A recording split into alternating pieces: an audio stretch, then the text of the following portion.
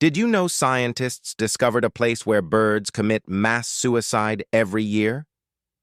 In September 2022, Dr. Priya Sharma led an expedition to Jatinga Valley, India, to study this deadly phenomenon.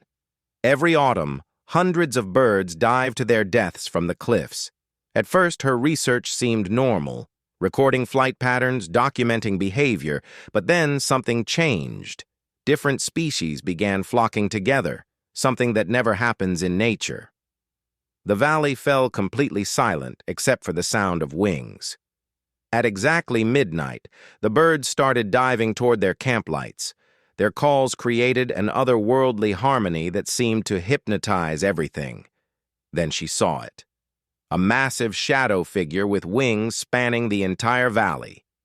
Its call was so powerful, Dr. Sharma found herself walking toward the cliff edge against her will.